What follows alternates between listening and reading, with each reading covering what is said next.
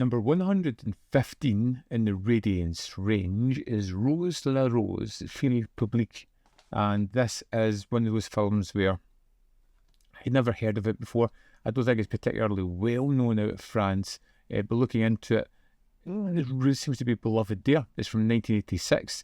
It has a wonderful look about it. It feels like it belongs on almost a stage at times.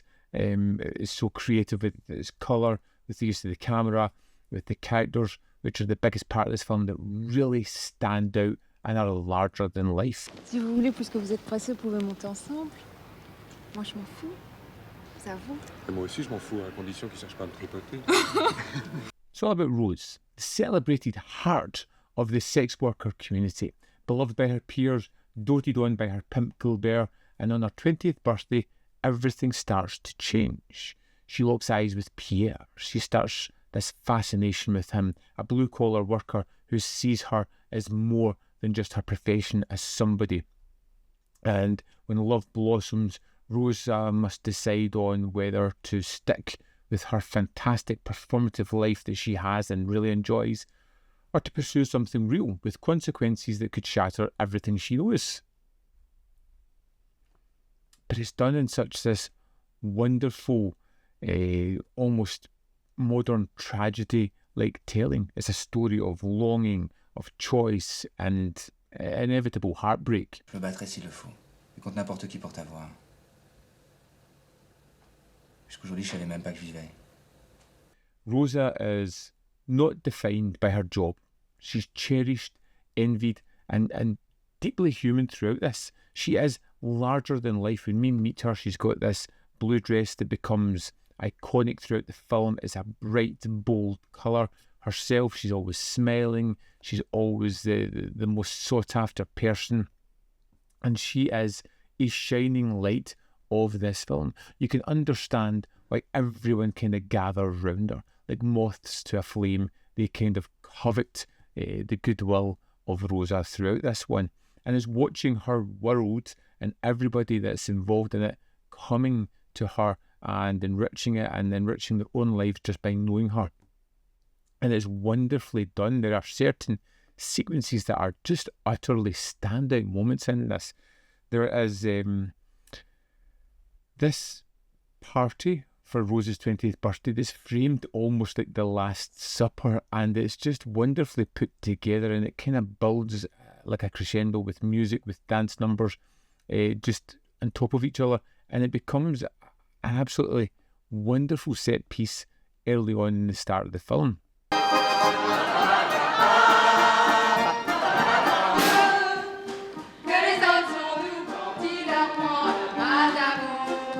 The performance by Marianne Basler is mesmerising. She is irresistible. She's vulnerable. She's there in the film. She's tangible. It gives this view of a woman who is enjoying her life. She understands exactly where she is within her world, and she is making the most of it, loving it. This is just a stepping stone in what will be her life, and it just feels as if she is just entirely present, her inner life really driving the narrative of the film.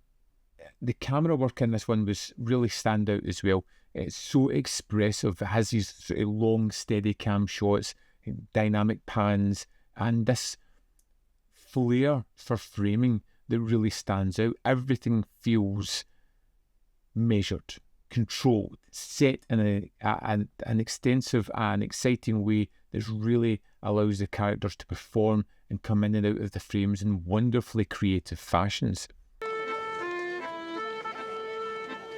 Rosa, t'as pas vu Gilbert? Non, ils doivent être au conseil, pourquoi? Ah, secret confidentiel. You get Paris as a character in this one as well. You know, instead of tourist icons, we get sort of hidden streets, the back alleys, fairgrounds. It feels more realistic, and it's not relying on these famous and public monuments of Paris to really sell the story. This doesn't feel like a big, flashy, here's everything we have to offer. This is a more realistic, based in normal Paris for people to really attune themselves to. I love the camaraderie of the characters. I love the relationships and how they all work together. We've got sort of the aging sex workers who kind of marvel at the sort of stamina and prowess of Rosa. We've got her many patrons that come in and out of her life. We've got a young boy that kind of hangs about with these people as well. We've got Gilbert, her pimp, who is a great character as well. It's just full of these larger-than-life characters that really bring this film to life. It's vibrant, it's in your face, it's so enjoyable, and was one that just captivated me right from that opening moment of the movie. As always with Radiance, we've got another great disc here. Let's dive in and have a look at some of the extras. Here we are in the disc for Rosa la Rose, fille, publique. Let's go to the special features. First up, we have Paul Vecchiali. This is an archival interview. The director discusses Rosa la Rose as part of a promotion for the film's French release.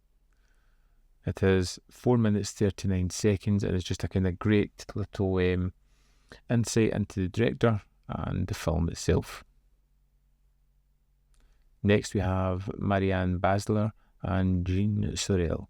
In this archival interview, the main actress and Jean Sorel discuss their roles and the style of the film. And this is 4 minutes 29 seconds. Again, just another little sort of talking head. It's kind of interesting to see the main actress outside of her role of Rosa.